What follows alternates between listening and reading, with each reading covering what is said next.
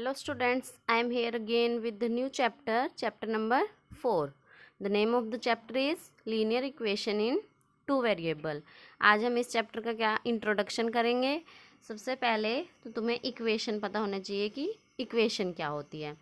Something कुछ भी जो भी लेफ्ट हैंड साइड इक्वल होता है राइट हैंड साइड के, तो हम उसको इक्वेशन बोल देते हैं। हमें इसका एग्जाम्पल ले लेते हैं, जैसे 2x+3 इक्वल टू हमें 6 दिया हुआ है, तो ये भी एक इक्वेशन हो गई। कैसी इक्वेशन हो गई? लीनियर इक्वेशन हो गई। अब लीनियर क्यों बोला है इसको? क्योंकि इसमें वेरिएबल क्या है? x। तो x इसका वेरिएबल है। वेरिएबल की पावर जब भी 1 हो जाती है और इक्वल टू में हमें कुछ भी गिवन होता है, इक्वल टू में हमें कुछ भी गिवन हो, तो ये लीनियर इक्वेशन बन जाती है। जैसे कि इसका लीनियर इक्वेशन इन, ये क्या है, इसमें एक ही वेरिएबल है, तो ये क्या हुई? Linear equation in one variable. Linear equation का फॉर्मूला मतलब इक्वेशन जो होती है ax+b=0, ये लीनियर इक्वेशन हो गई इन one variable. Linear equation in one variable, right. अब वन वेरिएबल क्यों है? क्योंकि इसमें एक ही वेरिएबल है। ये जो है ये क्या है? इसका कोफिशिएंट है। कोफिशिएंट ये वेरिएबल है। समथिंग इक्वल टू में हमें क्या गिवन है? 0 गिवन है। मतलब कि ये क्या है? एक इक्वेशन है। तो इक्वेशन है, ये है एक linear equation in one variable, क्योंकि इसमें एक ही वेरिएबल था और इसकी पावर 1 थी। अब इसको हम लीनियर क्यों कहते हैं? क्योंकि जो लीनियर इक्वेशन का जो ग्राफ होता है, जब भी हम इसका ग्राफ ड्रॉ करते हैं, मतलब कुछ भी वेरिएबल हमें गिवन है, इसकी पावर अगर 1 होती है, इक्वल टू क्या आता है? कोई भी लीनियर इक्वेशन आ जाता है। इसका हमें क्या मिल जाता है? एक ग्राफ मिलता है। जो भी हम मतलब इस इक्वेशन में वैल्यू पुट करके हम किसी भी मतलब इनकी ए और बी की वैल्यू पुट करके हम इस इक्वेशन को सोल्व करते हैं, तो हमें कुछ पॉइंट्स मिलते हैं। अगर हम उसको ग्राफ पर ड्रॉ करते हैं तो वो ग्राफ कैसा आता है? स्ट्रेट लाइन आता है। कैसा आता है? स्ट्रेट लाइन का ग्राफ आता है। इसलिए उसको हम क्या बोल देते हैं? लीनियर बोल देते हैं, राइट। ये तो था linear equation in one variable. और भी इसका एग्जांपल सोल्व करके देखते हैं। जैसे इक्वेशन क्या है? ax+b=0 है। अगर हम यहाँ पर a=1 पुट कर दें, b=2 पुट कर दें इसमें, तो क्या आ जाएगा? 1x+2=0, मतलब x+2=0। तो ये क्या हो गई? Linear equation in one variable. अगर ए की वैल्यू कुछ और पुट कर लें, ए की वैल्यू मान लो 2 पुट कर दें, b=3 हो जाए, तो a=2, 2x+3=0। तो ये भी एक क्या हो गई? लीनियर इक्वेशन हो गई। लीनियर इक्वेशन ध्यान रखना इसलिए बोल रहे हैं क्योंकि यहाँ पर एक ही वेरिएबल है और उसकी पावर क्या है? 1 है। मतलब हमें उसकी डिग्री चेक करनी होती है। अब डिग्री क्या होती है? जो भी वेरिएबल्स होते हैं इक्वेशन में, हमें उसकी पावर को चेक करना होता है। अगर उसकी पावर जितनी होती है, जो भी वेरिएबल हाईएस्ट पावर जो होती है, वो उस इक्वेशन की डिग्री हो जाती है। तो यहाँ तो हाईएस्ट पावर वेरिएबल की 1 ही है, तो इसकी डिग्री 1 हो गई। किसी भी इक्वेशन में वेरिएबल की डिग्री अगर 1 हो जाती है तो वो लीनियर इक्वेशन हो जाती है। लेकिन हमारे चैप्टर का नाम क्या है? Linear equation in two variable. ये तो वन वेरिएबल है, तो टू वेरिएबल के लिए क्या इक्वेशन बनेगी? ax+by+c=0। ये क्या हो गई? Linear equation in two variable. Two क्यों बोला है यहाँ पर? बताओ। टू क्यों है? क्योंकि यहाँ पर 2 वेरिएबल हैं। और लीनियर इसलिए बोला है क्योंकि दोनों वेरिएबल्स की पावर कितनी है? 1 है, मतलब इसकी डिग्री कितनी है? 1 है। तो ये क्या हो गई? Linear equation in two variable. अगर 3 वेरिएबल बोलता तो यहाँ पर 3 हो जाता। ax+by+cz+c=0। ये तो कांस्टेंट होता है, वेरिएबल 1 2 3, तो ये 3 हो गया। लीनियर इक्वेशन इन 3 वेरिएबल, पावर 1 है इसलिए लीनियर इक्वेशन हुआ, और 3 वेरिएबल्स हैं इसलिए लीनियर इक्वेशन इन 3 वेरिएबल हो गया। इसमें पावर 1 है लेकिन वेरिएबल 2 है, इसलिए लीनियर इक्वेशन इन 2 वेरिएबल हो गया, राइट। अब इसकी वैल्यू भी ऐसे ही फाइंड कर सकते हैं, जैसे linear equation in two variable है चैप्टर का नाम, तो लीनियर इक्वेशन हम टू करते हैं। ये आगे के कंसेप्ट हैं, आगे पढ़ोगे तुम नेक्स्ट क्लासेस में।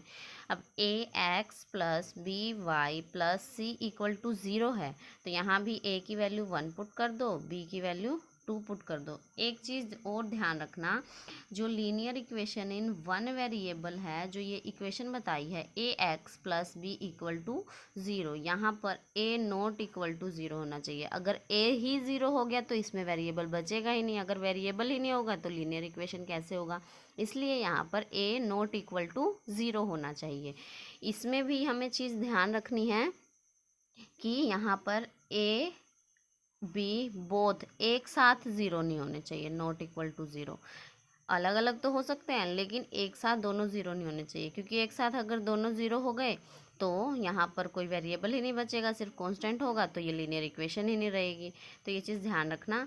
डिफरेंट, अब हम इसकी वैल्यू पुट करते हैं, a equal to 1 and b equal to 2। इसमें पुट करो, ए इक्वल टू 1 मतलब x आ गया, बी इक्वल टू 2 y आ गया, प्लस सी की वैल्यू कुछ भी पुट कर दो, c इक्वल टू 3, तो 3 इक्वल टू, अब यहाँ देखो एक्स वाई दो वेरिएबल हैं, इसलिए क्या हुआ linear equation in two variable, right. इसमें अगर हम इसकी वैल्यू अगर हम 0 पुट कर दे, मान लो a equal to 0 and b equal to 0, अगर a को 0 पुट कर दिया, b को 0, तो यहाँ भी 0 प्लस c इक्वल टू 0, यहाँ वेरिएबल है ही नहीं, तो ये linear equation in two variable कैसे होगा। अब अलग से इसका और डिफरेंट वैल्यूज़ पुट करके इक्वेशन फाइंड आउट करते हैं। ये linear equation in two variable है, अगर हम a की वैल्यू 0 पुट कर दे, b equal to 1 and c equal to 2 put कर दो, तो यहाँ a इक्वल टू 0x आ जाएगा, प्लस बी वाई, b की वैल्यू क्या है 1, यहाँ 1 पुट कर दो, plus c equal to 2, c equal to 2 put किया, इक्वल टू 0। तो अगर हम इस इक्वेशन को ऐसे ही छोड़ देते हैं तो हम बोलेंगे linear equation in two variable, क्योंकि यहाँ पर दो वेरिएबल हैं, बस यहाँ पर 0। अगर हम इसको ऐसे लिख देते हैं y प्लस 2 इक्वल टू 0, तो ये क्या हो जाएगा linear equation in one variable. यहाँ पर क्या होता है, जब भी a की वैल्यू 0 तो हो सकती है, कुछ वैल्यू ही तो है वो, बस हम इसको इस फॉर्म में लिख देंगे तो वो 2 वेरिएबल हो जाएगा, ऐसे लिख देंगे तो 1 वेरिएबल हो जाएगा। तो हम यहाँ से क्या सीख रहे हैं कि जो linear equation in one variable है उसको हम इक्वल बना सकते हैं linear equation in two variable, क्योंकि अगर या y प्लस 2 अगर हमें गिवन है तो ये linear equation in one variable हुआ, तो इसको सिंपली हम 0 अगर ऐड कर दें तो कोई फ़र्क पड़ेगा ही नहीं, तो हम इसको ऐसे भी तो लिख सकते हैं, यहाँ पर 2 वेरिएबल हो गया, तो ये linear equation in two variable बन गया, राइट। यहाँ पर बस ये ध्यान रखना है कि दोनों एक साथ 0 नहीं होने चाहिए, डिफरेंट a की वैल्यू अलग से 0 हो सकती है एंड b की वैल्यू अलग से 0 हो सकती है। ये तो तुम्हारा कंसेप्ट था 4.1 का। अब हम इस एक्सरसाइज के 4.1 के क्वेश्चंस सोल्व करते हैं।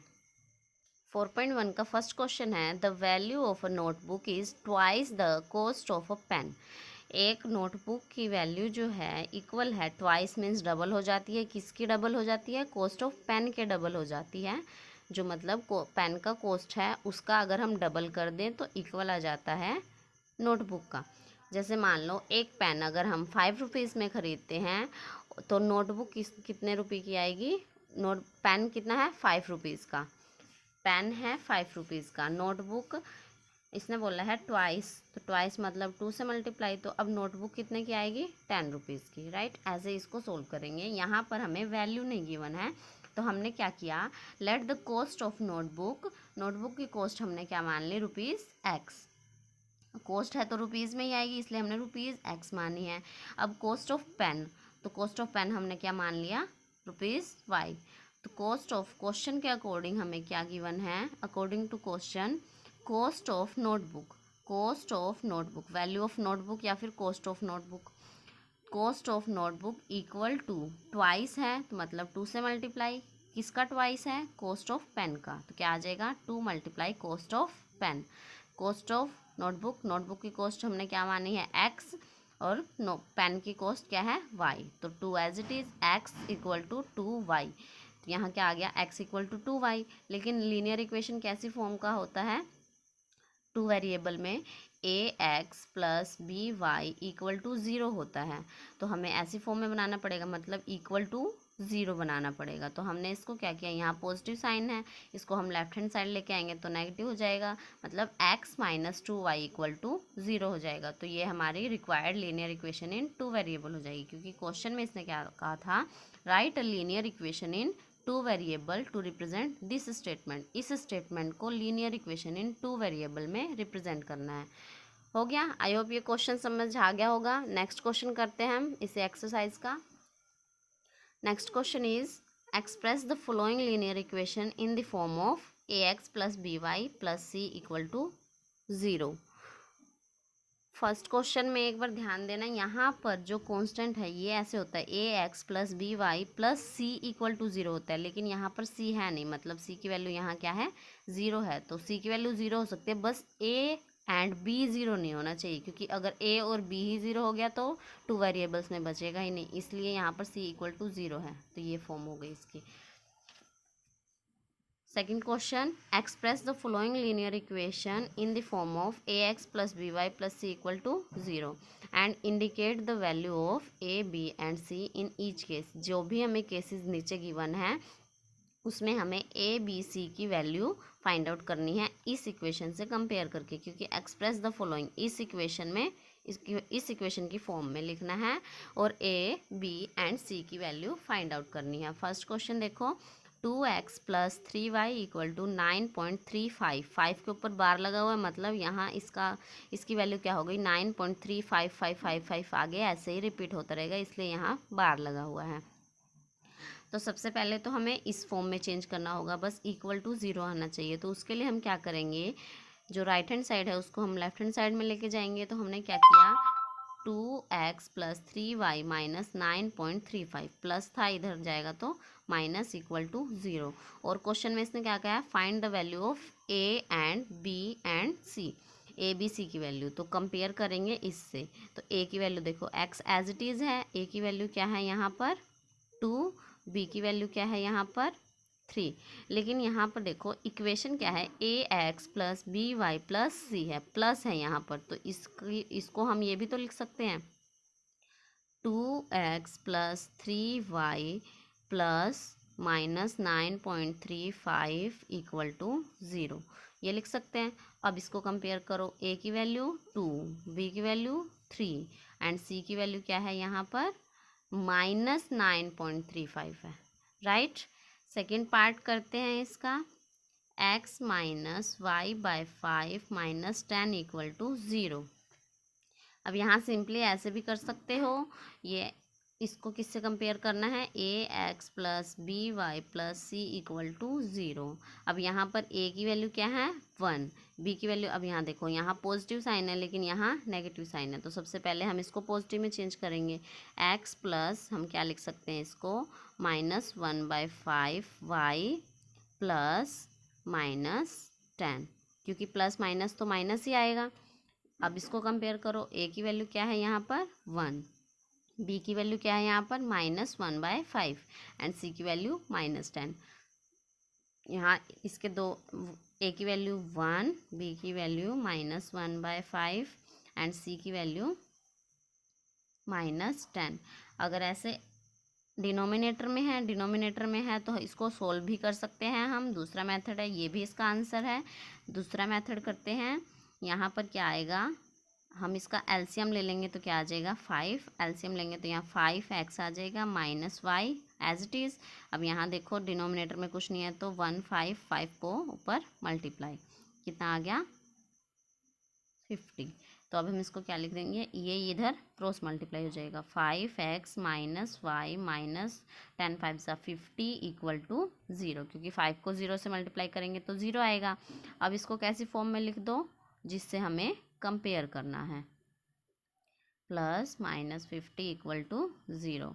तो यहाँ a इक्वल टू क्या आया 5, b इक्वल टू क्या है -1 एंड c इक्वल टू क्या है -50। तो ये भी इसका सोल्यूशन हो जाएगा, राइट। नेक्स्ट ये इसलिए किया क्योंकि यहाँ डिनोमिनेटर में हमें 5 गिवन था, हमने उसका एलसीएम फाइंड आउट करके किया, इसलिए ऐसे आ रहा है। थर्ड पार्ट क्या है इसका, -2x + 3y = 6, ये गिवन है हमें। तो इसको हमें इस फॉर्म में चेंज करना होगा, ax + by + c = 0। तो यहाँ -2x + 3y, यहाँ क्या आ जाएगा -6, क्योंकि ये पॉजिटिव इधर जाके नेगेटिव। अब इससे कंपेयर करो, कंपेयरिंग क्या आ जाएगा, a = -2, b = 3 एंड c = -6। अगर माइनस में है तो माइनस में ही आएगा, प्लस है तो प्लस ही रहेगा। सेकेंड, ये कौन सा पार्ट था इसका, थर्ड पार्ट। फोर्थ पार्ट करते हैं। फोर्थ पार्ट है x = 3y, तो इसको हम कैसे लिखेंगे, x - 3y = 0। अब इसको क्या करेंगे, कंपेयरिंग विद, किससे कंपेयर करना है, ax + by + c = 0। a की वैल्यू क्या है यहाँ 1, b की वैल्यू -3 एंड c = क्या है, यहाँ कुछ नहीं है तो 0 आ जाएगा। जब भी हम यहाँ पर कोई वैल्यू नहीं गिवन होगी हमें c की, तो यहाँ हम उसकी वैल्यू क्या लिख देंगे, 0 लिख देंगे। और ये ध्यान रखना, नेगेटिव है तो नेगेटिव में ही आंसर आएगा। फिफ्थ पार्ट है इसका 2x, इसको हम कैसे लिखेंगे, माइनस है इधर आएगा तो +5y, और c कुछ भी नहीं है तो 0। अब फिर से इसको कंपेयर करो, किससे कंपेयर करना है, ax + by + c = 0। a = क्या आ जाएगा 2, b = क्या है 5 and c = 0। Sixth part 3x + 2 = यहाँ पर 3x सेकेंड वेरिएबल नहीं है तो 0y लिख सकते हैं हम, +2 = 0, क्योंकि 0y 0 ही होगा। अब इसको कंपेयर करो, किससे कंपेयर करना है हमें, comparing with ax + by + c = 0। तो a की वैल्यू क्या है यहाँ पर 3, b = 0 एंड c = 2। हमें इस क्वेश्चन में सिर्फ a, b एंड c की वैल्यू ही फाइंड आउट करनी थी, और इस फॉर्म में हमें इसको रिप्रेजेंट करना था। तो इस फॉर्म में हमने इसको रिप्रेजेंट कर दिया, कंपेयर करके a, b, c की वैल्यू फाइंड आउट कर दी।